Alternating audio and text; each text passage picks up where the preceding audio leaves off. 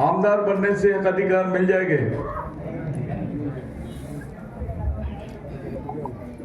ये हक अधिकार की बात जब हम करते हैं तो पूरे खुले दिल से करना चाहिए। ये सही है कि यहाँ पर हमारी जनसंख्या है, एक बहुसंख्यक समाज आदिवासी है। सालों से यहाँ पर हमको प्रतिनिधित्व नहीं मिला और हमको प्रतिनिधित्व मिलना चाहिए। ये जायज बात है, ये सही बात है, लेकिन उससे सच क्या है, उससे बड़ी बात क्या हो सकती है, उस पर भी बात होनी चाहिए।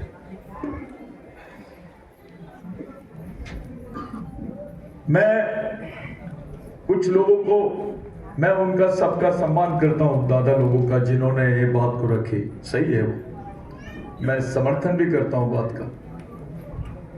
लेकिन मेरा एक सवाल है आप लोगों से, ये जो बिरसा ब्रिगेड का मिशन आप लोगों ने बनाया है, ये जो मिशन पूरे देश में चल रहा है, ये केवल आमदार और खासदार बनाने का मिशन नहीं है। मिशन का ऐसा मानना है कि एक आमदार बनाओगे आप, एक खासदार बनाओगे तो 5 साल काम देगा, लेकिन एक कार्यकर्ता और कैडर बनाओगे तो पूरी जिंदगी भर मूवमेंट खेलेगा। तालियां मत बजाना। ये सोच है मिशन की। ये मिशन का संबंध पवार साहब से नजदीक है, ये बात भी सही है दादा। पवार साहब का अनुभव, उनकी राजनीतिक एक्सपीरियंस का मिशन को, और उनसे हमारी जब बातचीत हुई तो हमने बोला कि भाई साहब, हमारे समाज में प्रतिनिधित्व नहीं है, आप हमारे साथ आ सकते हो क्या? उन्होंने बोला बिल्कुल, मैं आपके साथ सामाजिक क्षेत्र में, आपके मिशन में हम लोग आपका साथ देंगे। ये बात बहुत अच्छी हुई और वो देखने में भी आई कि जब पूरे देश के लोग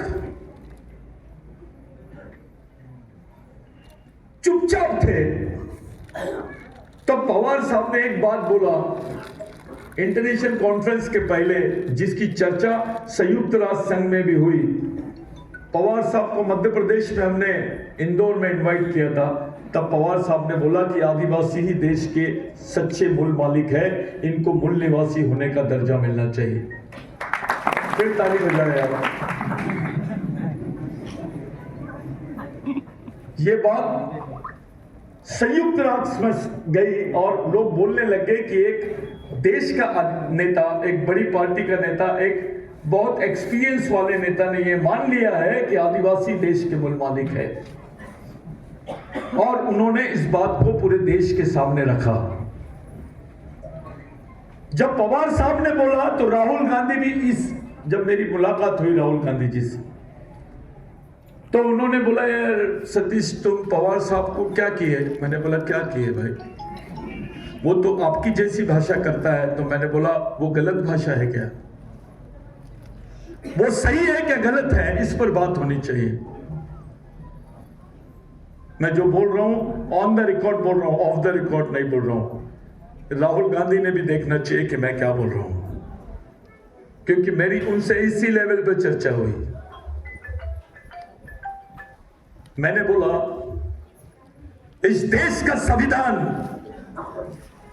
जिसमें लिखा है उसकी पूर्ति की गई है कि भाई जो इस देश के अनुसूचित जमाती के लोग हैं वही इस देश के आदिवासी और मूल मालिक है। ये बोल रहे हैं कि भारत के संविधान में आदिवासी ये शब्द नहीं है, ये टेक्निकलिटी की बात करते हैं। हमने प्रूफ करके बताया कि जो अनुसूचित जनजाति के लोग हैं वो इस देश के मूल मालिक है, वो प्रथम नागरिक है। उसके बाद नंदाबाई भील, जिसको नंगा घुमाया गया था, जिसके बाल काटे गए थे,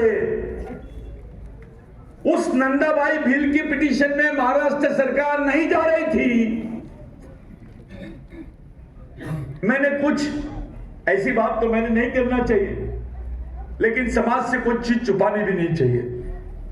मैं कुछ अपने आमदारों को रूम में बंद किया और उनको बोला, जिंदा रहना है तो ये हमको करना ही पड़ेगा। उनका दिमाग वॉश किए। उसके बाद उनको समझ में आया कि यह मामला गंभीर है। उनको लग रहा था कि यह केवल नंदाबाई भील का मसला है। जब उनको समझ में आया तो हमको परमिशन मिली महाराष्ट्र सरकार से और हमने सुप्रीम कोर्ट में पिटीशन दिया। सुप्रीम कोर्ट में पिटीशन को फाइल किए और एक निर्णय आया। ऐतिहासिक भारत के इतिहास में ऐसा कोई निर्णय नहीं आया। जो सबसे महत्वपूर्ण निर्णय आया 2010-11 में कि सुप्रीम कोर्ट ने बोला आदिवासी इस देश के प्रथम नागरिक है और वही इस देश के मूल मालिक है और वो अनुसूचित जनजाति के नाम से संविधान में जाने जाते हैं और उनको मूल निवासी होने का दर्जा मिलना ही चाहिए। फिर ताली बजाए। ये जजमेंट जो पास हुआ जस्टिस काजू का, उसने इस देश में आपको मूल मालिक बना दिया। एक आदिवासी महिला जब नंगी घूमी जाती है, उसको नंगा किया जाता है, उसके बाद उसके साथ अत्याचार होता है, उसकी लड़ाई जब लड़ने जाते हैं, तब इस देश में 55 साल के बाद एक निर्णय आता है सुप्रीम कोर्ट का कि नहीं, आदिवासी देश के मूल मालिक है। भगवान राम यहां पैदा हुए जिसके कोई एविडेंस नहीं थे। भगवान राम को पार्टी बनाया गया, उनके भी एविडेंस नहीं थे। सुप्रीम कोर्ट ने बोला, इलाहाबाद हाई कोर्ट ने बोला कि ये जो भूमि है यहीं पे राम पैदा हुए, तो देश के लोगों ने मान लिए, वहां पे राम मंदिर बन गया और राम मंदिर बन गया। लेकिन सुप्रीम कोर्ट ने बोला देश का मूल मालिक आदिवासी है। अपने देश का प्रधानमंत्री चुपचाप रहता है यूएन में और ये खबर भेजते हैं कि भारत में आदिवासी नहीं रहते हैं। कोई नेता सामने नहीं आता है बोलने के लिए कि हम मालिक है, हमारे बारे में ऐसा क्यों बोला जा रहा है। साथियों, जो ज्यादा लंगड़ा हो जाता है उसको बैसाखी की जरूरत है। इस देश में सबसे बुरे हाल आदिवासियों के हैं, सबसे तकलीफ में आदिवासी जी रहा है। उसको जिंदा रखने के लिए सहारे की जरूरत है।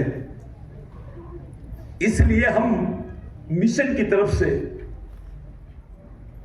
मेरी सोच ऐसी है कि भारत का जो राष्ट्रीय संविधान में प्रावधान है, जो आरक्षण है, स्वरक्षण है, उसके साथ साथ आदिवासियों को अंतर्राष्ट्रीय संविधान में भी आरक्षण, स्वरक्षण और प्रोटेक्शन मिलना चाहिए। ये यूएन में संयुक्त राष्ट्र संघ का जो संविधान है उसमें जो प्रावधान है मूल निवासियों के लिए, वो प्रावधान आपको मिलना चाहिए। ये लड़ाई का बेसिक, इस लड़ाई का मूल आधार ये है। कोई इलेक्शन में मैंने देखा नहीं कि अपने आदिवासियों ने लिखे होंगे हमको देश का मूल मालिक डिक्लेयर करो। साला कोई भी आता है जिसको कुछ नहीं समझता है, जो संविधान नहीं पढ़ा, वो आदमी बोलता है हिंदू राष्ट्र बनना चाहिए। अबे आदिवासी हिंदुओं के खिलाफ में नहीं है। शिवाजी महाराज की जन्मस्थली पे बोल रहा हूं मैं। शिवाजी महाराज का मुख्य उद्देश्य या उसकी जो संस्कृति थी वो हिंदू राष्ट्र की नहीं थी, सिंधु राष्ट्र की थी। उसकी संस्कृति आदिवासी संस्कृति थी। संभाजी महाराज ने संस्कृत भाषा को हटा के प्राकृत बोली भाषा को राज्य भाषा का दर्जा दिलाया, जो आदिवासी मावड़ी भाषा है, जिसको प्राकृत भाषा बोलते हैं। उस वक्त कोई पति मर जाए तो उसकी पत्नी को सती कर दिया जाता था। सनातन धर्म और मनुवादी धर्म जिसको बोलते हैं उनके हिसाब से। लेकिन इसी सेमिनरी में यह गवाह है कि जब शिवाजी महाराज के पिता गुजर गए, उनकी मां को सती करने का प्रावधान दिया गया था। यहां के आदिवासियों ने उसका विरोध किया है और विरोध करने के बाद जिजाऊ को राजमाता का दर्जा दिया और उनके हाथ में सत्ता दी। यह केवल आदिवासी संस्कृति की वजह से हुआ है। दूसरी संस्कृति में इसके कोई प्रावधान नहीं है। आदिवासियों ने शिवाजी महाराज की मां को जिजाऊ माता बनाया, सर्वमान्य राजा बनाया। उस संस्कृति के आप वारिस हो। संभाजी महाराज का झुकाव आखिरी तक आदिवासियों की तरफ में था। शिवाजी महाराज का राज्याभिषेक पहले आदिवासियों ने किया, यहां के मनुवादियों ने उसका विरोध किया, उसके बाद में दूसरी बार राज्याभिषेक किया गया, क्योंकि इनको डर लग रहा था कि अगर आदिवासियों का राज्याभिषेक, आदिवासी संस्कृति से शिवाजी महाराज का राज्याभिषेक हो गया तो इस देश में पूरी आदिवासी संस्कृति खड़े हो जाएगी, दुकानें बंद हो जाएगी सबकी। कुछ लोग मेरे से सवाल पूछते थे, डिबेट करते थे। कुछ लोगों ने पूछा कि ये तलवारबाजी का जो हुनर है फलाने ने सिखाया। तलवारबाजी का हुनर संभाजी महाराज को किसने सिखाया? ये फलाने इसने सिखाया, वो उसने सिखाया, ये पेशवाई वाली भाषा करते थे। मैंने एक ही सवाल पूछा, तलवार चलाना बड़ी बात नहीं है, ढाल चलाने का हुनर आना चाहिए। बचेगा तो मारेगा, बचेगा ही नहीं तो मारेगा कैसे? संभाजी महाराज को ढाल चलाने की जो शिक्षा है वो आदिवासियों ने दी है।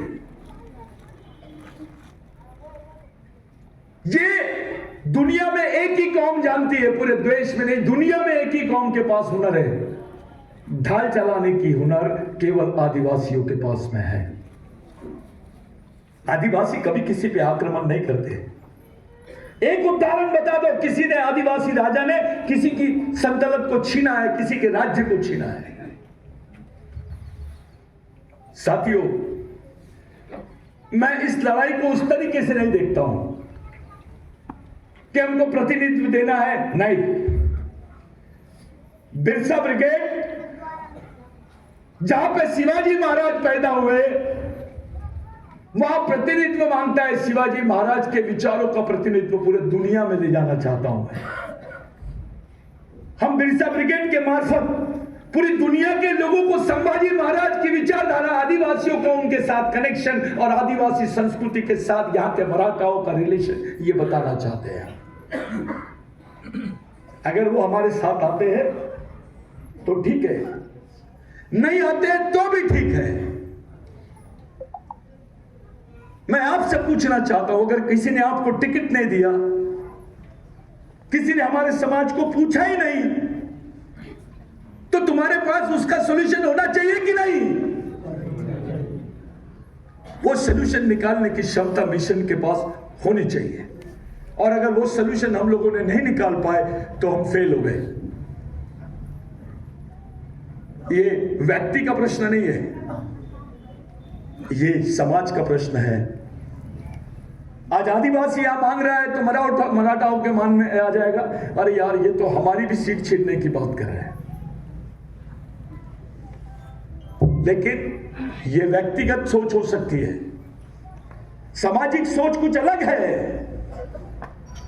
अगर संभाजी महाराज, शिवाजी महाराज की जन्मभूमि में, इस पवित्र जगह पर अगर पवार साहब की सोच बनती है या उनकी कोई दूसरी पार्टी की भी सोच बनती है कि हम आदिवासियों को अपना कैंडिडेट बनाएंगे, हम आदिवासियों को नेतृत्व देंगे, तो इतिहास रिपीट होगा।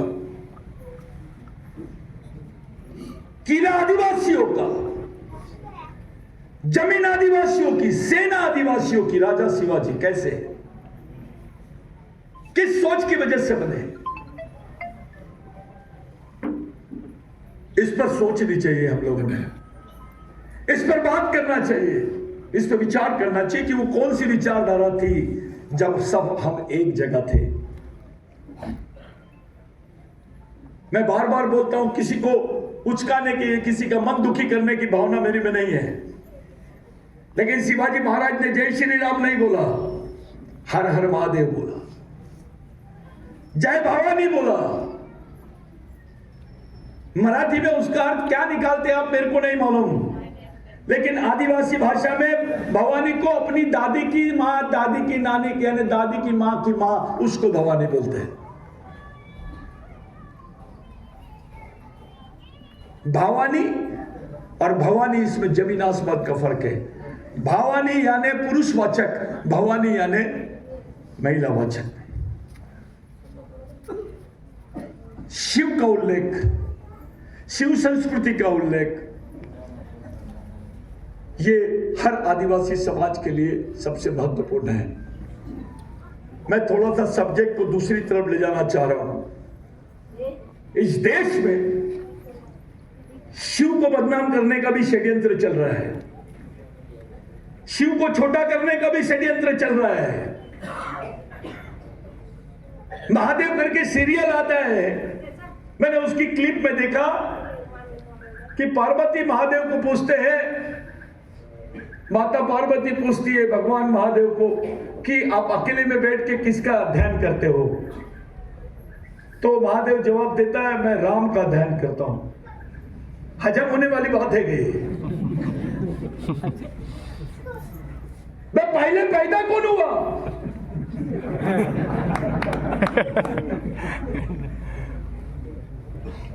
इसका मतलब इसके पीछे एक षड्यंत्र छुपा है भगवान शिव को कम करने का। शुरू से इस सभ्यता को खत्म करने का षड्यंत्र चलते हुए आया है। क्या यहां का ओबीसी, यहां का मराठा, यहां का दलित, यहां का बहुजन छाते में रख के हाथ बोल सकता है मैं आदिवासियों का वंशज हूं? खुद को तो हिंदू बोल देता है भाई। ये एक छोटी चीज है, क्योंकि जिनके पास हिंदुत्व का कंट्रोल है वो बड़े लोग हैं, लेकिन जिसके पास सांस्कृतिक कंट्रोल है, जो उसके वारिस है, वो बहुत छोटे लोग हैं, नंगे बदन वाले लोग हैं, ये लंगोटी वाले लोग हैं। लंगोटी वाले को भाई बोलने के लिए कलेजा लगेगा, सोच लगेगी, समझ लगेगा, संयम लगेगा। ये आदिवासियों को अपना भाई बोले, इस तरफ इस मूवमेंट को ले जाने की कोशिश चालू है। हम किसी को गलत नहीं बोलते। आपने हमको वनवासी बोल दिया, हमने कुछ बोले? आप खुलेआम इस देश के मालिक को वनवासी बोलते हो।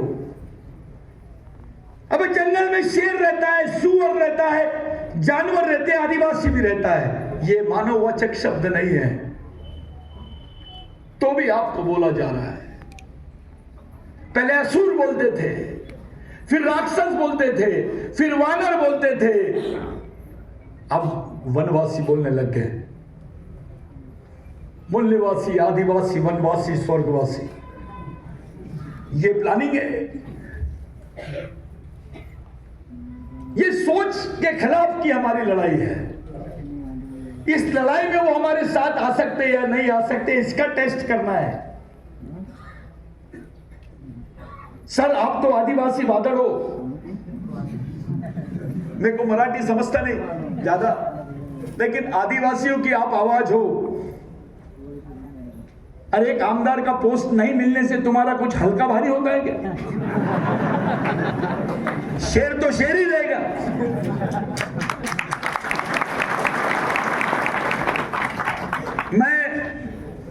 मेरी जिंदगी के 29 साल दे दिया, मैं स्टूडेंट लाइफ से आया हूं। कुछ भाई सीपीएम की बात कर रहे थे, आपने अच्छा बोले, सीपीएम के बारे में आपने बोले। मैं सीपीएम, सीपीआई, सीपीआईएमएल, ये सब पूरी जितनी फैक्ट्री है विचारों की, उसमें से निकला। इस देश का समाजवाद जो है, जो बुनियादी समाजवाद है, वो आदिवासी संस्कृति में है। लेकिन कम्युनिस्ट पार्टी के भी लोग खुल के नहीं बोल रहे कि आदिवासी देश का मालिक है। मेरी समस्या यह है, वो वर्गवादी विश्लेषण करते हैं। सांस्कृतिक विश्लेषण से क्यों डरते हैं? जब आप मटेरियलिस्टिक, भौतिक द्वंदात्मक भौतिकवाद की जब आप पढ़ाई करते हो, जब समाजवाद की पढ़ाई करते हो, तो आदिवासियों को आदिवासियत और उसकी संस्कृति को समाजवादी संस्कृति बोलने से कतराते क्यों हो? खुली बात करो, खुली, डर के मत बात करो। समाज को मांगने की कोई जरूरत नहीं है। हमारी ताकत यह है, तुम्हारा क्या कहना है तुम देखते बैठो। हमारी लाइन ये है, हम मांग नहीं है, हम एक जगह आ रहे हैं, किसी को दिखाने के लिए नहीं। ये ताकत का उपयोग समाज की उन्नति के लिए, समाज के प्रोटेक्शन के लिए, समाज की आने वाली जनरेशन को जिंदा रखने के लिए होना चाहिए। अधिकार परिषद की मैं इसलिए बात कर रहा हूं भाइयों कि हमारे बच्चे, यही महाराष्ट्र गवर्नमेंट ने वन कायदा बनाई थी, यही महाराष्ट्र गवर्नमेंट ने तुम्हारा पैसा कायदा बनाई है, और ये गांव में डिंडोरा पिटते हैं, पैसा कायद्याच्या ते झाला पाहिजे, क्या बोलते उसको, अंमलबजावणी झाली पाहिजे। अब इन्होंने अंमलबजावणी की जगह दूसरा शब्द ला लिया, पैसा कायद्याच्या नायनाट, आदिवासींचा विकास झालाच पाहिजे की जगह आदिवासींचा विनाश झालाच पाहिजे, ये धोरण बना लिए। एक महीने तक वो बच्चे बेचारे बैठे हैं, सुप्रीम कोर्ट का जो जजमेंट है उसका इंटरप्रिटेशन नहीं कर पा रही गवर्नमेंट ऑफ महाराष्ट्र। हमें आदिवासी नेता और आदिवासियों के वोट लेने वाले नेता खामोश क्यों है, बोलते क्यों नहीं है? आदिवासी नेता वो खामोश है, आदिवासियों के वोट लेकर बने हुए नेता वो भी खामोश है। मामला क्या है, क्यों हजम नहीं हो रहा है? ये आदिवासी अधिकार परिषद लेने का मुख्य उद्देश्य यह है कि आपको ये समझा देने का यह है कि आपको मारने की तैयारी शुरू हो गई है। सुप्रीम कोर्ट ने बोला बोगस आदिवासियों की जगह असली आदिवासियों को दो, इनके बैकलॉग्स क्लियर करो, इनकी लाइन ऑफ एक्शन रिजर्वेशन का जो बैकलॉग है उसको पूरा भरो, लेकिन गवर्नमेंट ने उल्टा कर दिया। जो बोगस आदिवासी थे उनके लिए जीआर बनाया, उनको प्रोटेक्शन दे दिया, मानवीय आधार पे किया। अब उसके साथ मानवीय आधार और आदिवासियों के साथ अमानवीय आधार, उसके साथ मानवीय व्यवहार, हमारे साथ अमानवीय व्यवहार। चल ठीक है, उनको प्रोटेक्शन दो, हमारे रिजर्वेशन का क्या? हमारे रिजर्वेशन का क्या? पिछले 5 साल में 11,200 लोग भर्ती हुए आदिवासियों के। कितने? 11,200। मैं ज्यादा बोल रहा हूँ, हो सकता है, लेकिन इससे ज्यादा लोगों की कोई भर्ती नहीं हुई। और आदिवासियों में बेरोजगारी की संख्या कितनी है? 4,52,00,000। 4,52,00,000 बेरोजगार बच्चे जिस समाज में है वहां 11,000 नौकरी क्या होती हो? ये तो ऊंट के मुंह में जीरा। कौन से रिजर्वेशन की लड़ाई की बात कर रहे हैं आप? जहां पोस्ट ही नहीं है आप कैसे जिंदा रहोगे? आधे से ज्यादा आदिवासियों का सर्वे हुआ, लेबर सर्वे। इस देश में संडास साफ करने का जो काम है उसको इन्होंने गवर्नमेंट सर्विस का हिस्सा बनाया है, लेकिन गड्ढे खोदने के काम को गवर्नमेंट सर्विस का हिस्सा नहीं बनाया गया। इस पे चर्चा नहीं करते। तुम्हारे बच्चों को सेंट्रल में इसके नाम पे क्या परोसा जा रहा है, थोड़ा देखो।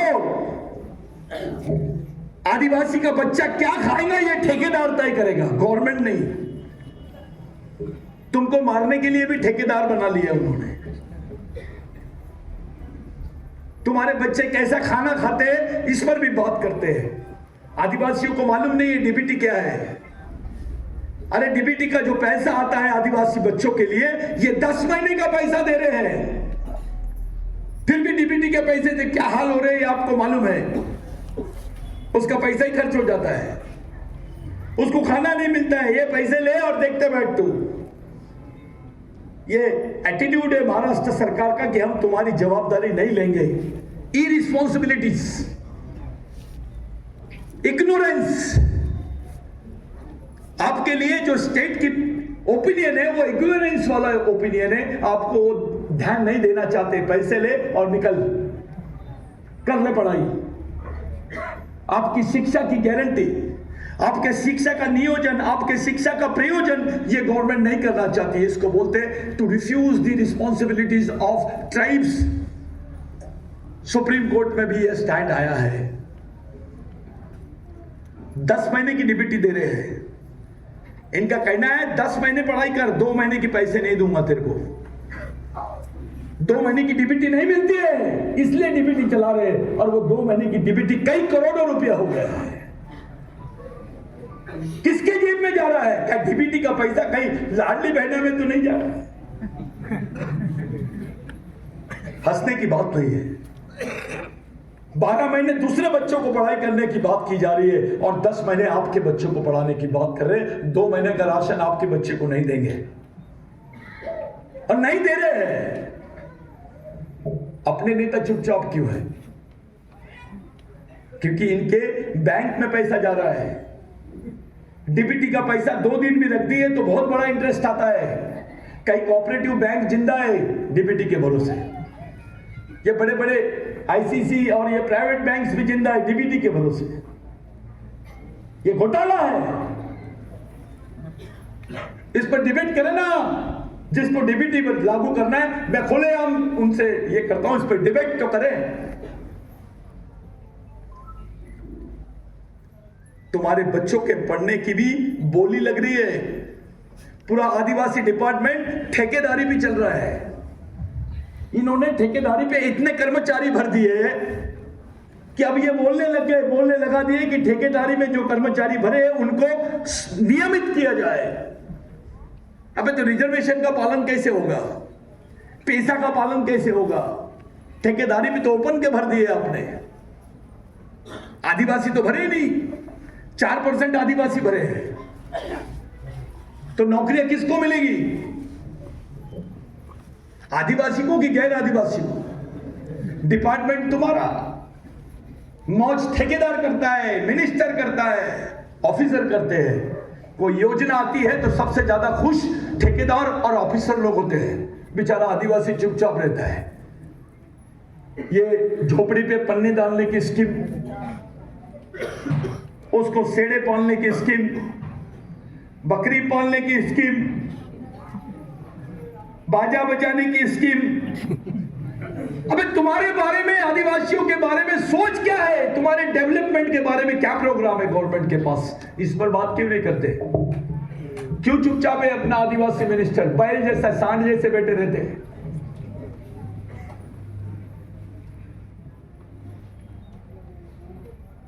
आश्रम स्कूल में बच्चा मर गया, अभी भी उसको 30 से 40 हजार रुपए का चेक। तुम्हारे बच्चे की जान की कीमत कितनी? मैं बार बार बोलता हूं, जानवरों की, बकरा भी 1 लाख का बिकता है ईद का।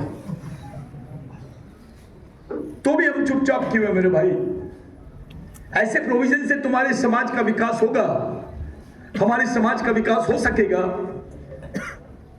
यह हक अधिकार सम्मेलन, हक अलग होती है चीज जिसको राइट्स बोलते हैं। अधिकार का मतलब क्या? एक ही शब्द दोनों या अलग अलग है? चलो मैं सबसे पूछता हूं, यहां खड़े होकर जवाब दो। आदिवासी की जमीन पर भी गेहूं उगता है, चावल उगता है, सब उगता है। गैर आदिवासी की जमीन पर भी गेहूं उगता है, चावल उगता है, सब उगता है। आदिवासी की जमीन 10 लाख रुपए एकड़ और गैर आदिवासी की 1 करोड़ रुपए एकड़। क्यों? थोड़ा खड़े होकर जवाब दो। चलो, नेतृत्व करना चाहते हैं समाज का, ऐसा क्यों है?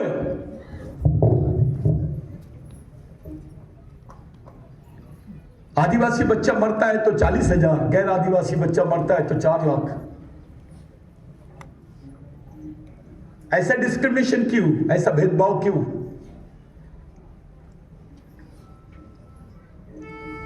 आपकी कीमत ही कम कर दिए। आपकी जान की कीमत, आपके बच्चों की जान की कीमत अगर कम हो गई तो आपकी राजनीतिक वैल्यू क्या रहेगी? जिस समाज की सोशल वैल्यू खत्म हो गई है, उस समाज की पॉलिटिकल वैल्यू कैसे स्टार्ट हो पाएगी दादा?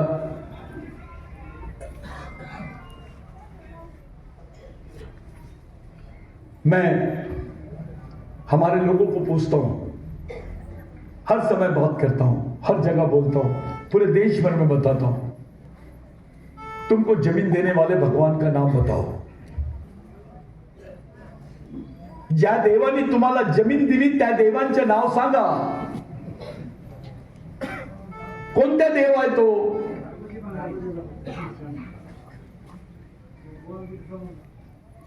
तो इनका देव जैसा स्थान है क्या तुम्हारे घरों में, तुम्हारी बस्तियों में? उनकी विचारधारा का क्या है? राघोजी भांगरे की विचारधारा, उसका इतिहास नहीं, उसकी विचारधारा क्या थी, ये किसी ने तुमको पूछा? क्या जवाब दोगे? नागे कातकरी की कौन सी विचारधारा थी?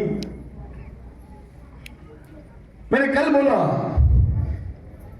60,000 कितने लोग मरे, कल बोला मैंने भाषण में.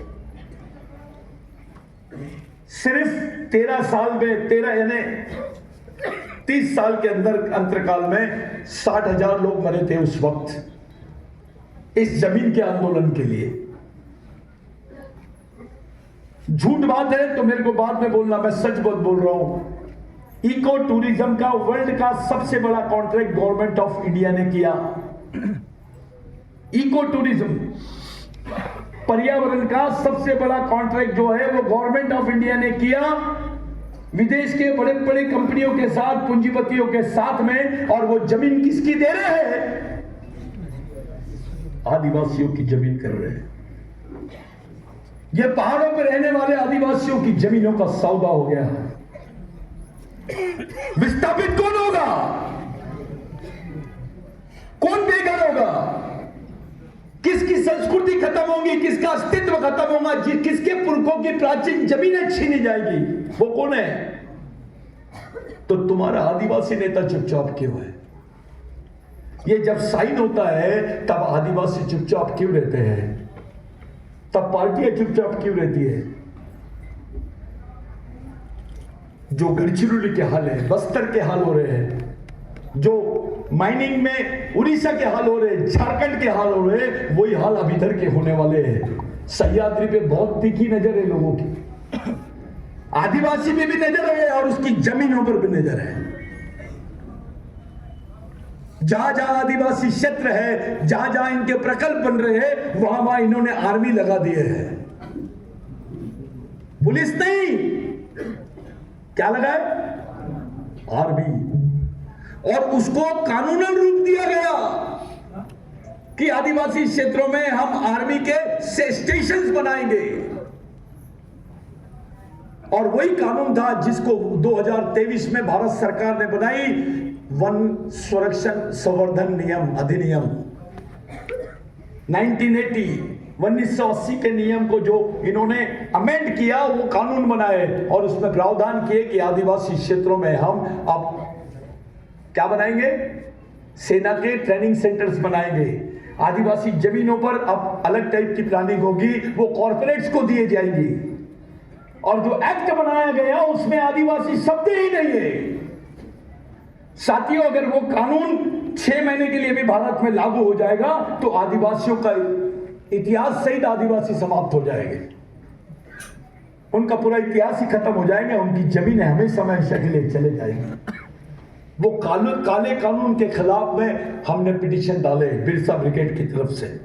मेरे को बहुत लोग डराए, अरे सतीश मेहता हम तेरे को मार डालेंगे, तेरे को खत्म कर देंगे, तू कौन सी खेत की मूली है. देख, वो आप पार्टी का नेता केजरीवाल, उसका क्या हुआ, हेमंत सोरेन का क्या हुआ, फलाने का क्या हुआ, तू कौन सी खेत की मूली है, तेरे को तो मार डालेंगे. इतना डरा है मेरे को. मैंने बोला यार, मरे हुए आदमी को क्या मारने का डर बता रहे हो? हम तो उसी दिन मर गए थे जिस दिन हमने बिरसा मुंडा की, टंटा भिल की, राघोजी भांगरे की मूवमेंट को खड़ा किया. पिटीशन डाले और वो पिटीशन के सहारे उसको स्टे किए, उस काले कानून को स्टे लाए. अभी उसकी फाइनल हियरिंग होने वाली है. एक मामूली सा बोगस आदिवासी का केस डालते हैं तो लाखों रुपए का चंदा कर लेते हैं, क्योंकि अधिकारियों को, कर्मचारियों को बड़ा इंटरेस्ट रहता है की नाही आपले प्रमोशन झालं पाहिजे, आपले परमिशन झालं पाहिजे, काहीतरी आपल्याला भेटला पाहिजे म्हणून तो खूप लाखो पैसे तो त्याच्यासाठी देतो. गोळा करून घेतात हे लोक. इतने पैसे वैसे नहीं लगते, ये धंधा बना लिए. लेकिन तुम्हारे आज तक के भारत में आदिवासियों पर सबसे बड़ी पिटीशन है ये. इसमें से कितने लोगों ने 1000 रुपए का चंदा दिया उसके लिए, उस पिटीशन को लड़ने के लिए, जो अब तक के भारत में आदिवासी अधिकारों से संबंधित, उसके 5वीं अनुसूची के अधिकारों से संबंधित, उसके स्वायत्तता के अधिकारों से संबंधित, 13(3) से अधिकारों से संबंधित, स्पेशल राइट्स और आइडेंटिटी से संबंधित सबसे बड़ी पिटीशन है जिसको अपन ने स्टे करके रखे हैं, जो मोदी सरकार के खिलाफ में अब तक की सबसे बड़ी लड़ाई है. साथियों, हमारे समाज के कर्मचारी को नहीं लगता है कि वो जंगल में रहने वाला आदिवासी जीवित रहे. आपका जो जंगल का वो हुआ, वो 2023 के विशेष कानून के ही तहत हुआ है. उसका प्रिडिक्शन आप देखना, यहाँ के गृह मंत्रालय से, यहाँ के वन मंत्रालय के जो सेक्रेटरीज है, उन्होंने क्या रिपोर्ट दी है उसके बारे में. साथियों, ये हक और अधिकार परिषद का मुख्य उद्देश्य है कि हमारे समाज के लोगों को यह मालूम हो कि उनके साथ क्या हो रहा है. कितने लोगों को मालूम है कि ये सुप्रीम कोर्ट में पिटीशन चल रही है? कितने लोगों को मालूम है कि बिरसा ब्रिगेड ये देश की आदिवासी विचार मंच के साथ देश का सबसे बड़ा पिटीशन लड़ रहे हैं हम सुप्रीम कोर्ट में. अगर ये हार गए हम तो हमेशा हमेशा के लिए हमारे अधिकार खत्म हो जाएंगे. जो कॉन्स्टिट्यूशनल राइट्स हमको मिले हैं वो पूरे खत्म हो जाएंगे. पहचान के साथ ये सबसे बड़ा षड्यंत्र है आरएसएस का और बीजेपी का. कितने लोगों को मालूम है? कौन डिबेट करता है उस पर? कितने लोगों ने पिटीशन पढ़ी है? कितने लोगों ने उस एक्ट को देखा है? उस तरफ आपका ध्यान आकर्षित करने के लिए कि आपके बाल बच्चे अब सुरक्षित रहने वाले नहीं है. ये गवर्नमेंट आपकी रिस्पॉन्सिबिलिटीज लेने वाली नहीं है. अब हम ये बोल रहे हैं कि भैया बीजेपी आरएसएस की सरकार तुम्हारी रिस्पॉन्सिबिलिटी नहीं ले रही है, कल आने वाली सरकार तुम्हारी रिस्पॉन्सिबिलिटीज लेंगी, इसकी क्या गारंटी है? पार्टी और सरकार नेताओं के भरोसे समाज को नहीं खड़ा करने का.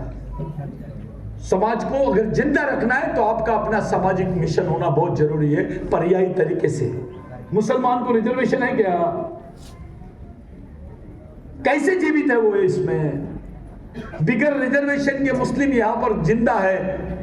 इनके किसी भी षड्यंत्र के खिलाफ में लड़ने के लिए सरकार पर डिपेंड ना होते हुए हमारी सामाजिक व्यवस्था को इतना मजबूत बनाना है कि हमारा समाज जिंदा रहे.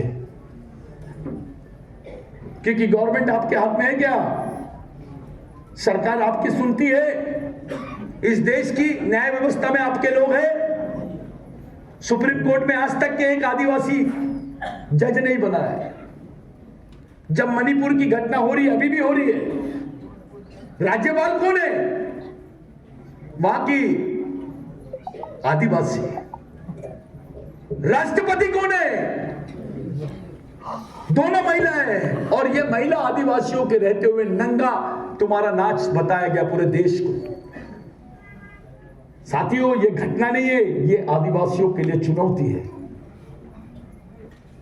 इतनी बड़ी घटना जिसको वर्ल्ड के लोगों ने देखे और उस पर प्रधानमंत्री कुछ बोलने के लिए तैयार नहीं है. अभी तक के संसद में एक भी बयान प्रधानमंत्री ने नहीं बोला है मणिपुर की घटना के बारे में. क्या संकेत है? तुम्हारी आदिवासी भाई चुपचाप है. इतनी बड़ी घटना होती है और उस पर प्रधानमंत्री चुप, तुम्हारी आदिवासी राष्ट्रपति चुप. अरे राष्ट्रपति से बड़ा कोई पद हो सकता है क्या तुमको? अब तो आदिवासी राष्ट्रपति है तो भी तुम्हारे ये हाल है.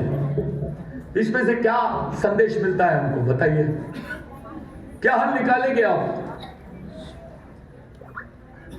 साथियों, महाराष्ट्र की विधानसभा इलेक्शंस में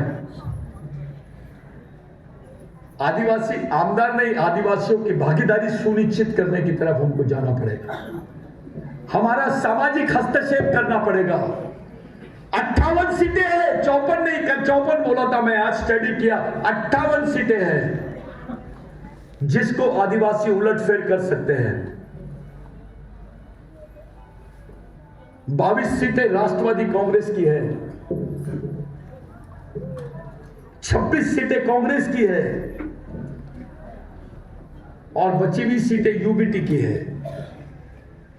अगर ये गठबंधन के लोगों को ऐसा लगता है कि गठबंधन का कुछ खरा खोरा होना चाहिए, सही सही चलना चाहिए, तो आदिवासियों को बैठकर उनके साथ बात करनी चाहिए, और नहीं तो गए भैंस पानी में। हम तय कर सकते हैं, और मैं यहां से इसलिए बोल रहा हूं, कोई ठोकनार बातें नहीं कर रहा हूं। जिन सीटों की मैं बात कर रहा हूं उसमें बिरसा ब्रिगेड का वजूद है, हमारे सामाजिक संगठनों का वजूद है, हमारे नेताओं का प्रभाव है, सामाजिक नेताओं का प्रभाव है। शरद पवार हमारे साथ बैठते हैं, हमसे बात कर लेते हैं, हमको पूछते हैं, रिपोर्ट मंगाते हैं, हमको एंटरटेन करते हैं। कांग्रेस वाले क्या कर रहे हैं, यूबीटी के लोग क्या कर रहे हैं? अरे हमने लोकसभा में किसी से पूछ के किसी से 2 रुपए नहीं लिए। कोई बोल दे नेता आदिवासी ने, बिरसा ब्रिगेड के लोगों ने पैसा लिया होगा, बिगर बोले इनकी सीटें चुना के लाए, गढ़चिरौली जैसे क्षेत्र से इनको चुना के लाए। उनको लग रहा है कि वो इतने बड़े नेता हो गए कि वो चुना के ला लिए। भाई ठीक है, इस बार आदिवासी चुपचाप रहता है, तुम्हारे में दम है तो चुन के आ जाओ। ये मेरी इस मंच से कांग्रेस के नेताओं को, यूबीटी के नेताओं को खुली चुनौती है। शरद पवार जी की पार्टी के लोग बात कर रहे हैं, बात करते हैं, डायलॉग कर रहे हैं, कुछ तो हो रहा है, लेकिन इन्होंने तो अभी तक के घास भी नहीं डाली, हमको पूछा भी नहीं। इनको लग रहा है आदिवासी कांग्रेस के पास में गिरवी है, उद्धव ठाकरे जी की पार्टी के पास में गिरवी है। यहां पर भी ठीक ठाक डिसीजन नहीं हुआ तो हो सकता है पवार साहब की भी पार्टी में कुछ तो भी गड़बड़ हो सकता है। मैं आप लोगों से कहना चाहता हूं, छोटा मत सोचो। अरे आप शिवाजी महाराज की धरती पर है, पूरे देश के आदिवासियों की नजर यहां के आदिवासियों पर है कि आप क्या निर्णय लेंगे, आप मूवमेंट को किस तरफ लेके जाएंगे। यह बात सही है कि बिरसा ब्रिगेड का काम सिमनेरी में, जुन्नर में बहुत अच्छा है। क्या अंबेगांव में कम है, क्या अकोले में कम है, क्या गढ़चिरौली में कम है, अमरावती में कम है, यवतमाल में कम है? ये यवतमाल का प्रतिनिधि बैठे हैं यहां। सिर्फ बिरसा ब्रिगेड ने चुपचाप भी रहा चंद्रपुर में, वर्धा में, तो इनकी सीटें हार जाएंगी, ये गवर्नमेंट नहीं बनेगी इनकी। मैं यहां से दावे के साथ बोल रहा हूं। लेकिन जो व्यवहार आदिवासियों के साथ में हो रहा है राजनीतिक पार्टियों का, वो बहुत ही निंदनीय है। यहां के नेताओं को लगता है मैं बहुत बड़ा नेता हूं, कांग्रेस के नेताओं को लग रहा है हमारा चेहरा देख के वोट दे रहे हैं, तो चलो प्रैक्टिकल कर लो, एक बार प्रैक्टिकल कर लो, सबको पता चल जाएगा वास्तविकता क्या है। आदिवासी क्षेत्र में घुसने के लिए तुम्हारे पास कौन सा चेहरा है बताइए। पूरे महाराष्ट्र में आपसे पूछता हूं, एक आदिवासी नेता का नाम बताओ जो आदिवासियों का नेतृत्व करके सामाजिक न्याय दिला दे, हमको राजनीतिक न्याय दिला दे। एक नेता का नाम बताओ, सादा मैं उसके घर का एड्रेस लेता हूं, मैं भी जाता हूं। यह स्थिति आ गई अपने समाज की, और इस स्थिति में हम लोग ये सम्मेलन कर रहे हैं। पहला, क्या आदिवासियों का हस्तक्षेप रहेगा? क्या आदिवासियों की भागीदारी सुनिश्चित होगी? क्या आदिवासियों को राजनीतिक न्याय मिलेगा? क्या गैर आरक्षित सीटें जहां पर आदिवासी बहुल है वहां पर उनको प्रतिनिधित्व मिलेगा? हमको दिया जाएगा कि 25 सीटों पे तुम है, तुमको आरक्षित है, बस उतने लड़ लो। हमारी ये तैयारी है, जहां पर गैर आरक्षित सीटें हैं और जहां हमारी संख्या बहुल है वहां पर भी हमारा प्रतिनिधित्व होना चाहिए। इस दिशा में मिशन काम कर रहा है। जो आप लोगों ने बोले मंच पर, आपकी बात से हम सहमत है। मेरे को बार बार बोला जा रहा था दादा शरद पवार जी से आप ला लो, टिकट ला लो। इसके पहले भी बहुत बड़े बड़े नेता थे, अपने आदिवासी नेता थे पवार साहब के पास में, उन्होंने क्या किया? अरे मैं तो पवार साहब की पार्टी का भी सदस्य नहीं हूं, कांग्रेस का भी सदस्य नहीं हूं, नहीं उबाटा का सदस्य हूं, मैं सदस्य हूं समाज का, बिरसा ब्रिगेड का, एक छोटा सा कार्यकर्ता हूं मैं, इससे ज्यादा मेरी कोई औकात नहीं है। लेकिन आपसे वादा कर रहे हैं, जब तक के पूरे आदिवासी समाज के का समाधान नहीं होगा तब तक के यहां पर कोई बात नहीं की जाएगी। यहां पर मैं तो आऊंगा ही नहीं, क्योंकि जुन्नर के साथ अन्याय नहीं होना चाहिए, जुन्नर के आदिवासियों के साथ अन्याय नहीं होना चाहिए। वनी मारेगांव, यहां पर आदिवासी बहुल, चंद्रपुर में आदिवासी बहुल, रामटेक में आदिवासी बहुल, वर्धा के आरबी में आदिवासी बहुल, 1-1 लाख 70-70, 80-80 हजार के ऊपर वोट है आदिवासियों के, और ये गैर आरक्षित क्षेत्र है। महाराष्ट्र में ऐसे 23 गैर आरक्षित क्षेत्र है जहां आदिवासी भविष्य तय करता है। अगर वो सीटों पर हमने कोई अच्छी रणनीति बनाए तो जो 25 आमदार है आदिवासियों के, वो 35 भी हो सकते हैं, 40 भी हो सकते हैं। हम चाहे तो गवर्नमेंट बना दे और हम चाहे तो गवर्नमेंट गिरा दे, इस स्थिति में आदिवासी है। आप लोगों से मेरी विनती है, संयम के साथ, पूरे ठंडे दिमाग से, सही बात है राजनीतिक अधिकार होना चाहिए, राजनीति करना चाहिए, लेकिन बिरसा ब्रिगेड पहली बार आया है, अब तक के सामाजिक क्षेत्र में काम करने का एक्सपीरियंस है, राजकारण करने का आप लोग दायित्व दे रहे हैं। आप सब लोग बोल रहे हैं कि मैं कुछ सब बोलते हैं, सतीश दादा आता काही तरी झाला पाहिजे, यानी आप समाजकारण करवाए मेरे से, अब राजकारण भी करवा रहे हैं। पहले चीत बोले, अब पट भी बोल रहे हैं, तो कल इल्जाम भी आएगा सतीश दादा तो समाजकारण कम राजकारण ज्यादा कर दो। तो कल बिरसा ब्रिगेड पे आरोप लगेंगे कि ये संगठन राजनीतिक संगठन है, सामाजिक संगठन नहीं है। इन सब चीजों से आपको उभर के आना है।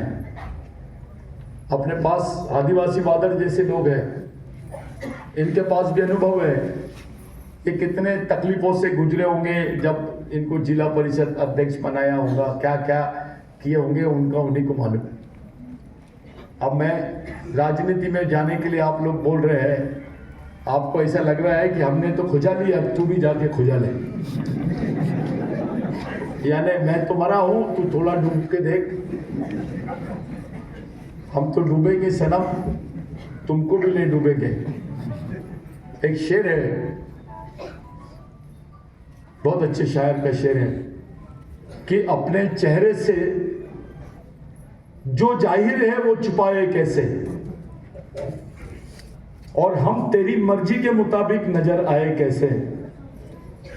घर सजाने का तस्वुर यानी सपना, घर सजाने का तस्वुर तो बहुत बात का है, पहले ये तय हो इस घर को बचाए कैसे,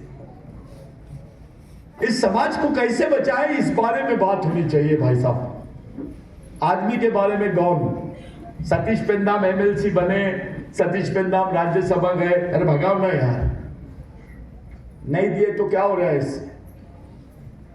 पहले स्कूटर पे चलते थे, थोड़ी सी कार किराए की मिल गई है, ज्यादा ही छोगा तो साइकिल पे जाएंगे, लेकिन मूवमेंट कम नहीं होना चाहिए। दादा हम आपके साथ तब भी थे, आज भी है, आगे भी रहेंगे, लेकिन हमारी जो लाइन है वो लाइन सामाजिक होनी चाहिए। हमारी सब लोगों की लाइन सामाजिक होनी चाहिए। भोले सर जैसे लोग खुल के आके बात कर रहे हैं, बहुत अच्छी बात है, लेकिन मैं इस बात से खुश नहीं हूं कि हम लोग सब लोग बोल रहे हैं आता आपला आलाच पाहिजे, लई झाला आता काहीतरी वेगळा झालाच पाहिजे, से काय झालाच पाहिजे, इसका छोटा, इतनी छोटी बात को क्यों जम के बोलते हैं।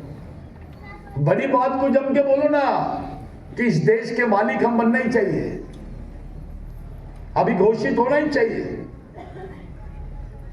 मैं ये घोषणा कर रहा हूं आपको कि शिवाजी महाराज की जन्मस्थली पर सब लोग सुन लो, कार्यकर्ता लोग, कि शिवाजी महाराज की जन्मस्थली पर अगला इंटरनेशनल कॉन्फ्रेंस होने वाला है आदिवासियों का। यहां पे 26 देश के लोग आएंगे और इसी शिवाजी महाराज के पास से पता लगाएंगे, हम बताएंगे ओरिजिनल वंशज कौन है। शिवाजी महाराज के वंशज नहीं, शिवाजी महाराज किसका वंशज है, ये बताने की तैयारी हम लोग करने वाले हैं। ये जो मूल निवासी वाला हमारा आंदोलन है, मूल मालिक वाला, वो आंदोलन का दूसरा अंतरराष्ट्रीय सम्मेलन हम लोग जुन्नर में करने वाले हैं।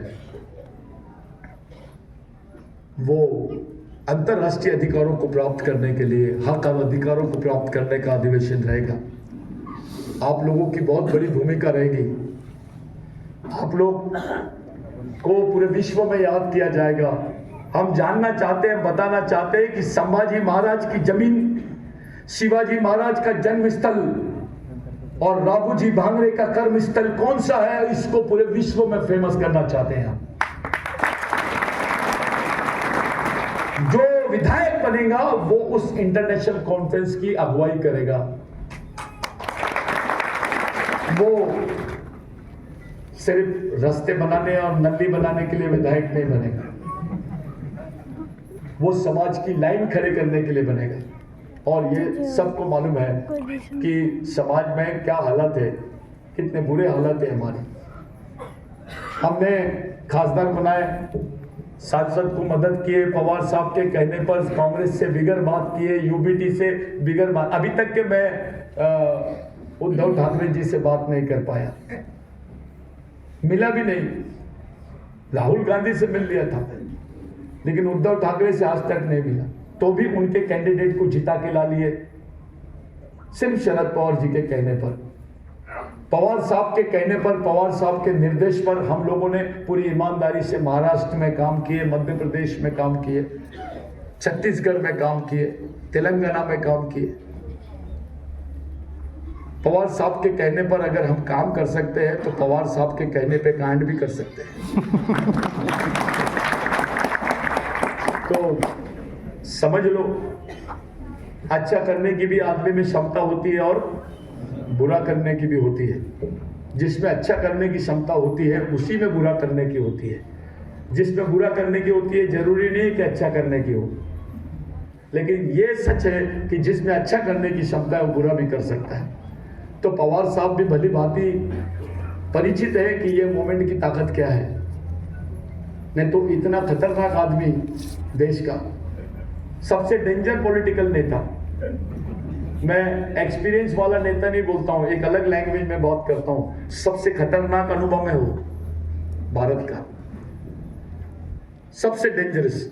और वो उसके हमारे साथ में संबंध, हमारे साथ में उसका उनका प्यार, हमारे ऊपर उनका विश्वास, हमारा उन पर विश्वास, हमारे साथ उनका संवाद, ये चल रहा है। और आपसे वादा करता हूं कि जुन्नर पे आर पार की बात होगी। वहाँ पार्टी और संगठन का मामला नहीं रहेगा, वहाँ सामाजिक मामला रहे।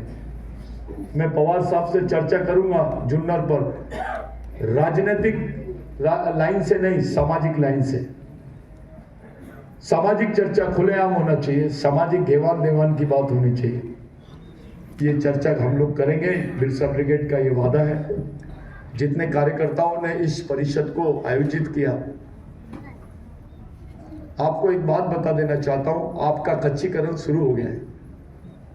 मैं कैसे हो रहा है, ये करना है, इसकी बातें करने का भी टाइम नहीं है, लेकिन तीन बात मुख्य बात बता देता हूं। ये लोगों ने तय कर लिया आदिवासियों को खत्म करने का, आदिवासी बजट का डाइवर्शन, आदिवासी बच्चों का एजुकेशन के साथ खिलवाड़, उनके जीवन के साथ खिलवाड़, आदिवासी अधिकारों को खत्म करने का प्लानिंग, पैसा के अधिकारों को खत्म करने का प्लानिंग, तुम्हारे भूमि अधिकारों को खत्म करने का प्लानिंग, जो ट्राइबल रिस्टोरेशन लॉ है जिसको बोलते हैं भूमि वापस करने का जो नियम है उसको खत्म करने का प्लानिंग क्या हुआ है इगतपुरी में?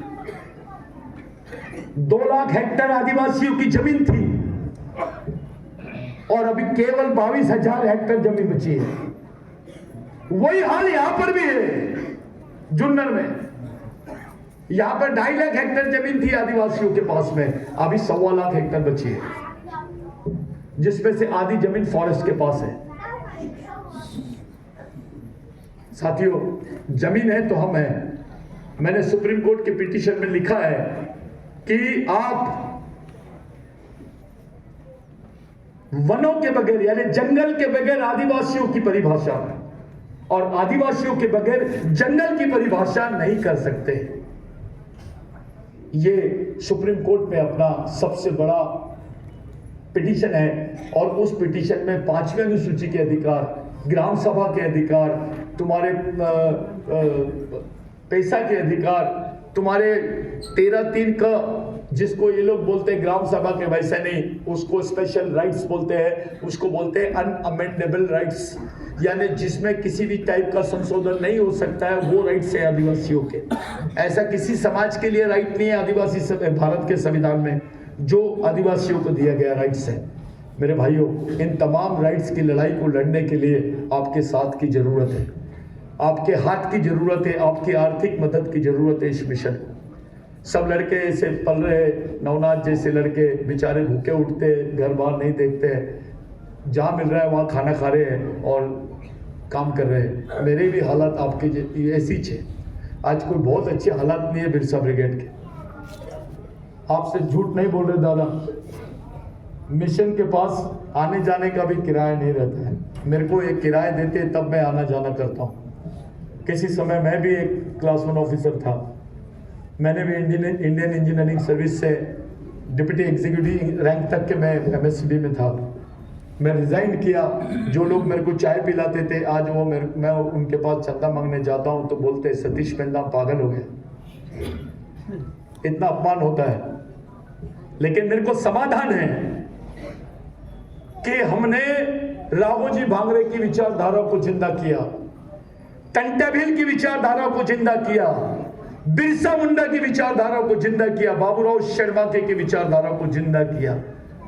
हमारे जितने शहीद हैं इनकी विचारधारा को समाज में जिंदा रखें। और आज हमको महसूस हो रहा है कि शहीदों के विचारों से समाज जिंदा रह सकता है, नेताओं के विचारों से नहीं।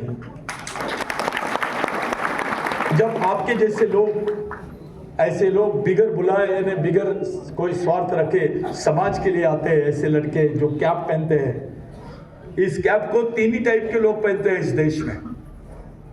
एक फोर्स में रहने वाले लोग, सेना के लोग, दूसरे नक्सलवादी पहनते हैं और तीसरा बिरसा ब्रिगेड के लोग पहनते हैं। तो अपने यहाँ के कुछ 1.5 शायने नेता बोलते हैं हाथों नक्सलवादी सारका बांटो। एक षड्यंत्र चल रहा है तुमको नक्सलवादी बोलने का। अबे नक्सलवादी आदिवासी हो सकता है, लेकिन आदिवासी नक्सलवादी नहीं हो सकता है। ये पूरे समाज को नक्सलवादी बनाने का षड्यंत्र रच रहे हैं, क्योंकि आपको नक्सलवादी बोलने के बाद मारने की परमिशन मिल जाती है। 16-16 साल की लड़कियां, 22 साल की लड़की के हाथ में गन है, बंदूक है।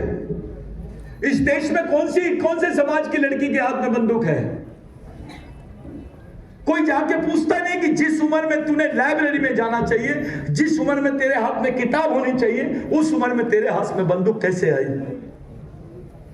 तुम्हारा कोई वाली नहीं है। तुम्हारे नेता के क्या बोलूं अब, तुम्हारे नेता इतने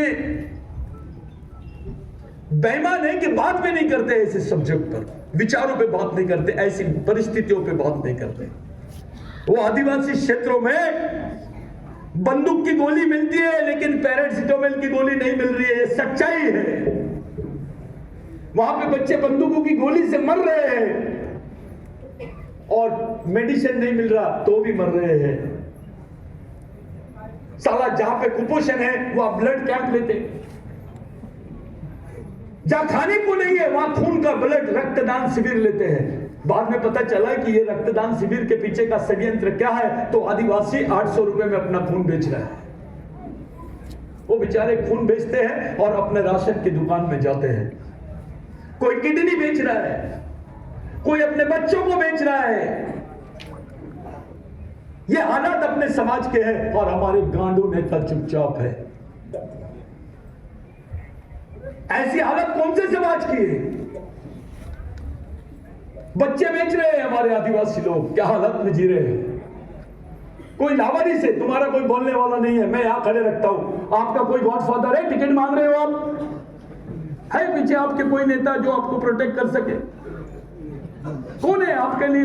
कौन देगा आपको टिकट? आपको कोई टिकट विकेट नहीं मिलेगी, क्योंकि आपका तो गॉडफादर ही नहीं है।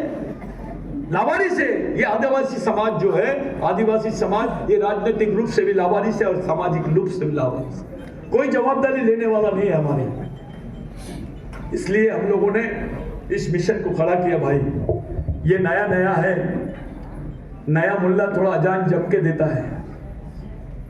हमारी हालत थोड़ी नाजुक है, अपने मिशन की नाजुक है। आप लोग बहुत सारी अपेक्षाएं मिशन से मत करो।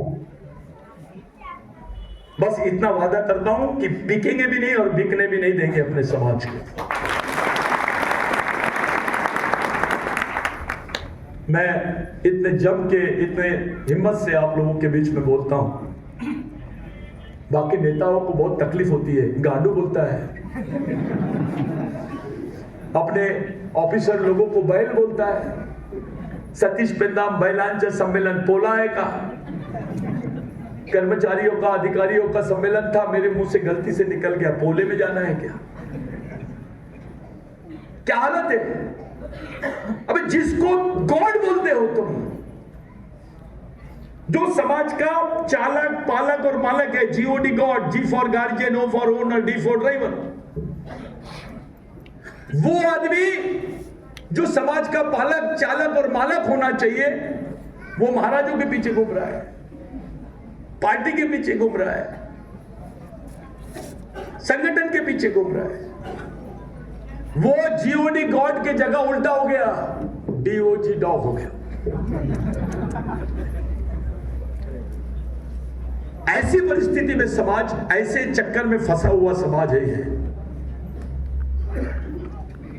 आप लोग, आपका कोई वाले नहीं है, कोई आरा नहीं है सामाजिक मिशन को चलाने के लिए। मैं आपको बता देता हूं, कुछ लोग बोलते 70 साल से कोई विकास नहीं हुआ। विकास उसी समाज का होता है भैया, लोकतंत्र में, जिस समाज के पास सामाजिक मिशन हो।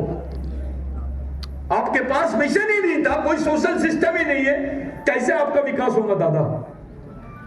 आपकी तो लूट ही होगी, आपका शोषण ही होगा। मुसलमानों के पास कुछ नहीं है तो भी वो सिस्टम है करके उस समाज का कचरे बेचने वाला भी आदमी जिंदा है। आपके पास क्या सोशल सिस्टम है? कौन सी सामाजिक व्यवस्था है जो अपने समाज को जिंदा रख सके? आप तो गवर्नमेंट के भरोसे जिंदा रहना चाहते हो, नेताओं के भरोसे और पार्टी के भरोसे समाज को जिंदा रखना चाहते हो। ये गलत बात है। समाज को जिंदा रखने के लिए आपको सामाजिक मिशन की ही जरूरत पड़ेगी। आपको नेताओं और पार्टी के भरोसे आप इतने बड़े समाज को जिंदा नहीं रख सकते। सब नेता मिलकर, सब नेताओं ने पार्टी को छोड़कर एक अपनी सामाजिक सोच रखनी चाहिए। लई झाला आता जे काही झाला, जो उल्टा सीधा हो गया, जिसने उल्टे सीधे काम किया, भूलकर हम लोग एक जगह आकर समाज के लिए कोई रास्ता निकाल सकते हैं क्या? मैं दादा पिछले 1 महीने से ढूंढ रहा हूं कि पूरे आदिवासी नेता गुप्त रूप से किसी बंगले में या किसी रूम के अंदर बैठ के जंगल में प्लानिंग कर रहे होंगे, आता आपला समाजाचा काय करायचं रे बाबा। साला इतना दूर तो नहीं, चाय पे बैठते हुए भी नहीं दिख रहे, गणपति की आरती करते हुए भी नहीं दिख रहे एक जगह, किसी मैयत में भी एक जगह नहीं दिख रहे, शादी में भी नहीं दिख रहे। अबे तो कब दिखेंगे? नहीं खाते हुए दिख रहे एक जगह, तो दूसरी जगह तो दिख जाओ कम से कम।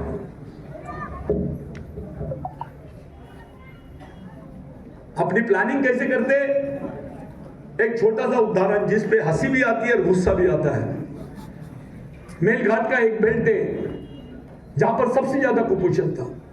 मैं गया, सर्वे करने के लिए गया, मेरे को बड़ा स्वागत हुआ। सतीश पेंदा माला, कुछ नए लड़के अट्रॅक्ट होते हैं। भाऊ मी व्हिडिओ मध्ये तुम्हाला फेसबुकला फॉलो करतो, हे बघा बोला ठीक है चलो आगे। वहां देखा सबसे ज्यादा कुपोषण, और वहां काम चल रहा था संडास बनाने का, वो हागवनदारी मुक्त गांव।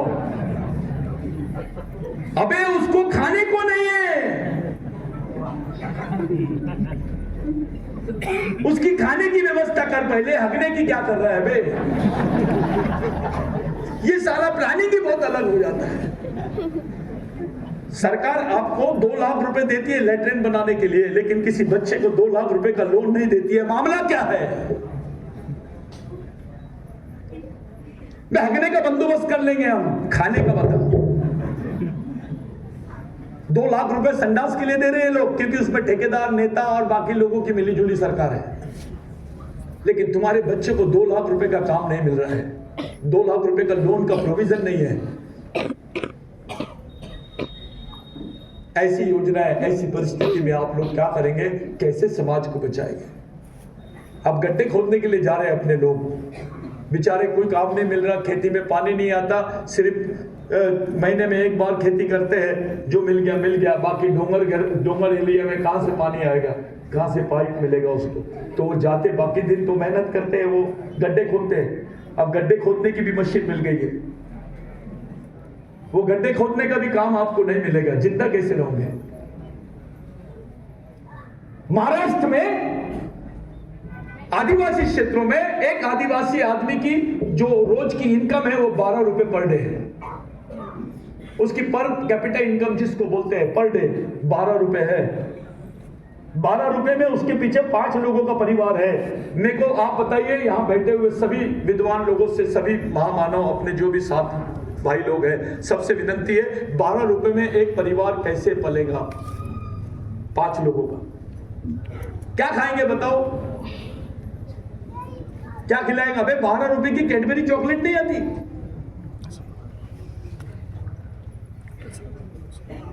तुम जिंदा कैसे रहेंगे? बार बार उस तरफ ध्यान लेके जा रहा हूं मैं। तुम्हारा प्रश्न वो आरक्षण का नाही आहे, जगण्याचा प्रश्न आहे आपला. आपण कसं जगू शकतो, आपलं अस्तित्व कसं टिकवणार, आपण आपलं जीवन कसं टिकवणार, त्याला सुरक्षित कसं ठेवणार, आपली येणारी पिढीला आपण कसं सुरक्षित ठेवणार, याकडे तुम्ही दुर्लक्ष करत आहात. आणि हा दुर्लक्ष करणे आपल्या समाजासाठी, आपल्या येणाऱ्या पिढीसाठी खूप धोखादायक है. हमारा ध्यान अपने हक और अधिकारों की तरफ ले जाने के लिए इस परिषद का आयोजन किया गया. मेरे भाइयों, जो षड्यंत्र अपने खिलाफ में चल रहा है उसके तरफ आपका ध्यान जाना चाहिए. मिशन के माध्यम से जितना संभव हो समाज को न्याय दिलाने की हम लोग जवाबदारी लेंगे, करेंगे. कहीं ना कहीं कुछ गलती होगी, कुछ होता है, गलत हो गया होगा, कोई डिसीजन गलत होता है तो समझाया करो, बोला करो, बताया करो. लेकिन पूरा ये बिरसा ब्रिगेड के ऊपर डिपेंड रहना और उनसे बहुत ज्यादा अपेक्षा करना ये गलत बात है. ये तो भूखे से भिखारी से भीख की मांग करने वाली बात हो. खुद बिरसा ब्रिगेड वो संगठन सामाजिक संगठन है और उससे राजनीतिक तरीके की बहुत सारी अपेक्षा करना, मैं क्योंकि आपकी अपेक्षा भंग हो सकती है. कल हो सकता है कल यहाँ नायब नहीं मिले तो बताएंगे खूप आला होता सतीश पेंदा, खूप मोठे मोठे भाषण ठोकत होतं इथं, काय केलं का रे, क्या किया उसने. ऐसी बात नहीं आनी चाहिए. पूरा ईमानदारी से सामाजिक प्रयास होगा कि जुन्नर में आदिवासियों का अस्तित्व रहे. हम आप तमाम लोगों से, बैठी हुई महिलाओं से, सब लोगों से विनती करता हूं, कम से कम आपकी मेहनत का 1 रुपये रोज मिशन को जाना चाहिए. आप लोग ट्रेनिंग लो, ट्रेन हो जाओ, आपका जनरल नॉलेज बढ़ाओ, स्वयं रोजगार की तरफ अपने आप को ये करो, घर में बैठ के मत रहो. महिलाओं ने घर में रहना है, आरती करना, उपवास करना है. काय बिरसा मुंडा, राघोजी भांगरे ये विचारधारा नहीं है. मालूम है राघोजी भांगरे की मां के साथ क्या हुआ? कौन बताएगा राघोजी भांगरे की मां के साथ क्या किया गया था? बताओ, वो बताओ.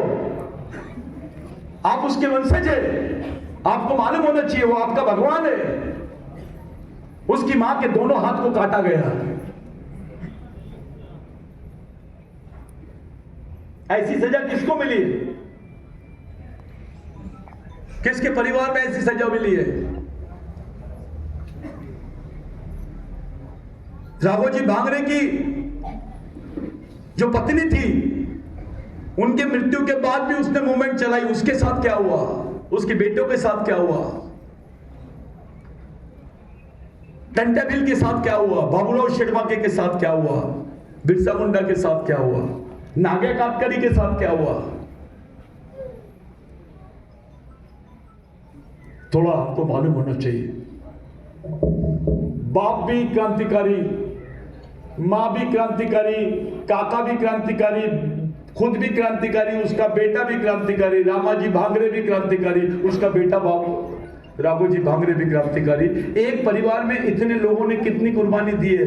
ऐसा परिवार देश में बताओ पापा झूमझारा है क्या देश में ऐसा परिवार?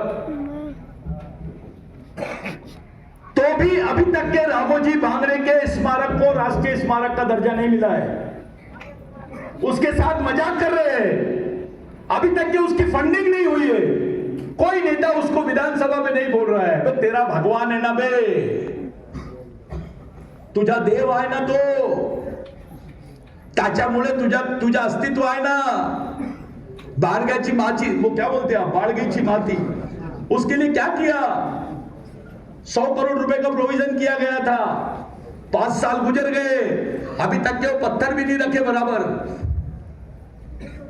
जमीनें भी नहीं ली गई। मजाक कर रहे क्या आदिवासियों के साथ में? इतना बड़ा अपमान हम सहन नहीं करेंगे राघोजी भांगरे का। 5 साल हो गए इस घटना को। मैंने लेके गए, हम शरद पवार जी को लेके गए थे हेलीकॉप्टर से, वहां पर उसका भूमि पूजन किए थे। और विश्व का सबसे बड़ा ट्रेनिंग सेंटर बनाने का प्लानिंग था वो मिशन का। अगर वो जैसे प्रोजेक्ट को भी इन्होंने खत्म कर दिया, यानी इनकी नीयत, आपकी सोच, यानी आपका साथ देने की हो सकती है? यानी हमारे बारे में कोई अच्छा सोच रहा है क्या? तो फिर कौन सोचेगा? हमको सोचना पड़ेगा। एक उदाहरण दिया मैंने आपको। मेरे भाइयों, बोलने के लिए बहुत कुछ था, मैं सबको सुना। प्रवीण पारदी को सुना, बड़ा गरम दिया, बहुत प्यारी बात किया। बोले सर ने बोले, अपने दादा ने बोले, आदिवासी बहादुर दादा, उन्होंने भी बोले, दादा ने, कुछ लोगों ने बहुत सेंसिटिव प्रश्नों पे बात की, बहुत संवेदनशील प्रश्नों पे बात हुई। लेकिन इसका निष्कर्ष क्या है? क्या रिजल्ट है आज का? क्या रिजल्ट, क्या करना चाहिए? आप लोग बताइए, कैसे करना चाहिए? क्या रास्ता है इसका? कौन बताएगा? ये समस्याओं से कैसे बाहर निकले, अपने अधिकारों को किस तरीके से सामने लाए, हमारे बाकी उद्देश्यों को कैसे साध्य करे, हमारी जनरेशन को कैसे यहाँ करे, राज्य की राजनीति में हमारा सामाजिक हस्तक्षेप कैसा खड़ा करे, इसको किस तरीके से करोगे ये बताओ। बड़ा ये बैठकर खुले रूम में खुले यानी मंच में बात करने वाली सब्जेक्ट नहीं है, ये बंद रूम का सब्जेक्ट है। और बंद रूम में इसकी बात होनी चाहिए, क्योंकि राजनीति का जवाब आपको रणनीति से देना है और आपके पास रणनीति होनी चाहिए। आज के दिन आप लोग इतने देर से बैठे हैं, मेरी माँ बहनें, मेरे भाई लोग, मेरे बुजुर्ग लोग, हमारे माता पिता तुल्य लोग हैं। मैं इसको एक सामाजिक पंचायत मानता हूँ, एक अच्छी सामाजिक बैठक मानता हूँ। आप तमाम लोग, जितने लोग यहाँ पर बैठे हैं, एक डिसीजन जरूर लेंगे कि क्या किया जाए, कैसे किया जाए, क्या हो सकता है, क्या करना चाहिए, इस पर आप लोग सवाल जवाब करेंगे। लेकिन ऐसी बैठकर 10-15 मिनट 20 मिनट हम लोग देंगे।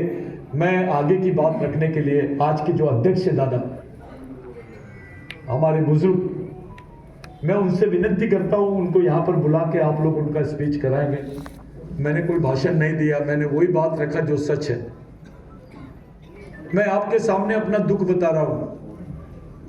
मेरा भी कभी कभी माइंड नहीं चलता, मेरे को भी सहारे की जरूरत पड़ती है। मैं किसके दरवाजे पे जाऊं ये बताओ? मैं पूरा देश घूमता हूं भाइयों। मेरे को मारने की धमकी, ये धमकी, खत्म करने की धमकी, ऐसा वैसा, ये रोज होता है। मेरा पर्सनल लाइफ भी डिस्टर्ब कर दिए लोगों ने, दूसरे कम, अपने लोग भी ज्यादा है। उनको समझता भी नहीं है कि वो क्या कर रहे हैं, क्या बोल रहे हैं. काहीतरी तोंडात येते आणि निघून जाते, कुछ भी बोलते हैं. ये ऐसा है, वो वैसा है, ये सड़ी बातें करना छोड़ो. हाँ ठाकर है, मेवारली आओ, हाँ महादेव कोड़ी आए, ये गांडूगिरी की बात छोड़ो. ये मानसिक नपुंसकता है, इससे बचो. हमारे शहीदों ने किसी एक जाति जनजाति के लिए लड़ाई नहीं लड़ी, ये पूरे समाज के लिए लड़े हैं. समाज बहुत बड़ी है. एक जीसस क्राइस्ट को सूली पे लटकाए तो वो भगवान बन गया. ये लोग तो तुम्हारे लिए हंसते हंसते फांसी के तख्ते पे लटक गए. अभी तक भगवान नहीं बनाया आपने. आपने दूसरों की विचारधारा पर अपना जीवन जिए, आपकी खुद की विचारधारा खड़े नहीं कर पाए. ये वैचारिक लाचारी से अपने समाज को अलग हटाओ, एक जगह आओ. पार्टी से ज्यादा प्रेम नहीं, पार्टी बाद में, पहले समाज. नेता बाद में, पहले समाज. पार्टी बड़ा की समाज, नेता बड़ा की समाज. समाज है तो आप है, आप है तो आरक्षण है, समाज है तो रिजर्वेशन है, समाज है तो प्रावधान है और आपकी पहचान है, आपका जीवन है. समाज बहुत बड़ी चीज है. आपके जीवन में समाज भगवान से बड़ी चीज है. ये बात मैंने नहीं बोला था, भगवान राघोजी भांगरे ने बोला था. आज के बाद किसी भी क्रांतिकारी के सामने आपको भगवान शब्द लगाना है. मैंने किसी ने सुना राघोजी भांगरे तो मैं उससे नाराज हो जाऊंगा. उसको बोलना है भगवान राघोजी भांगरे. ये भगवान के भी बड़े लोग हैं. आपके बेटे को बोला तुम्हारे लिए फांसी के तख्ते पे चढ़ जा. चलो बीबी को ही बोलो, तुझ्या सोबत मी इतकं जीवन केलं, माझ्यासाठी तू फांसीवर. हो सकता है क्या? फिर ये लोग तुम्हारे लिए फांसी के तख्ते पे चढ़े हैं. अरे फांसी का वो रस्सी था, वो टूट गया था राघोजी भांगरे का. नियम बोलता है कि फांसी का अगर वो रस्सी टूट गया तो उसको फांसी नहीं होना चाहिए. लेकिन दूसरी बार डबल रस्सी बांध के फांसी दी गई राघोजी भांगरे को. भारत में एक केस बताओ ऐसी हुई क्या? राघोजी भांगरे विट्ठल रुक्माई के मंदिर में पकड़ा गया. वहां काहे के लिए गया था राघोजी भांगरे? क्यों गया था? किस लिए गया था? किसने बुलाया था? राघोजी भांगरे की वजह से शिवाजी महाराज के वंशज प्रोटेक्ट हुए. उनका संरक्षण करने वाला, शिवाजी महाराज के वंशजों का संरक्षण करने वाले भगवान का नाम है राघोजी भांगरे. संभाजी महाराज का असली वारिस राघोजी भांगरे है. ये सच्चाई है. जो लोग बोल रहे हैं महाराजासाठी आम्ही चालवतो, आम्ही हे चालवतो, भाई हमको नकली बात मत कर, असली बात कर. पहला सवाल, शिवाजी महाराज की लड़ाई में, संभाजी महाराज के संघर्ष में सबसे ज्यादा किस समाज की कुर्बानी हुई है उसके बारे में बताओ. किस समाज के लोगों की सबसे ज्यादा कुर्बानी दी गई है? उस परिवार के लिए सबसे ज्यादा कुर्बानी कौन से समाज ने दिया है? आदिवासियों ने. तो उसके विचारों पे भी हक किसका होना चाहिए? उसकी प्रतिष्ठा में भी पहला दावा किसका होना चाहिए? ये याद में रखना है. समय आ गया भाई अपने आप को प्रूव करने का, अपने आप को साबित करने का. हम लोग धीरे धीरे संभाजी महाराज पर, शिवाजी महाराज पर और खास करके राघोजी भांगरे, हमारे जितने शहीद हैं उन पर धीरे धीरे लिटरेचर्स निकालेंगे. मैं कहानी लिखने में मेरा इंटरेस्ट नहीं है. मैं विचारधारा का शोध करना चाहता हूँ. मेरा आधे से ज़्यादा काम हो गया है. भारत के 240 क्रांतिकारी, आदिवासी क्रांतिकारियों का जो आंदोलन था उसकी स्टडी करके हम लोगों ने, जैसे मार्क्सवाद है, अम्बेडकरवाद है, वैसे बिरसावाद की बात हम लोग खड़े कर रहे हैं.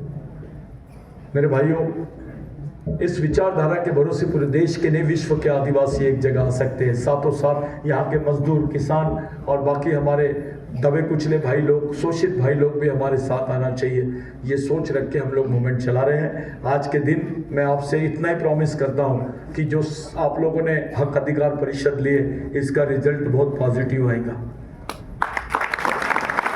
बहुत पॉजिटिव रिजल्ट आएगा. ये हम लोग बताना चाह रहे हैं. मैं, हमारे अध्यक्ष दादा है, उनको, या दादा, तुम्ही बोला नाही तर हे लोक सतीश भाऊच्या भाषण झालं आता घरी चाल. तो मैं इथं आणतो ते माइक.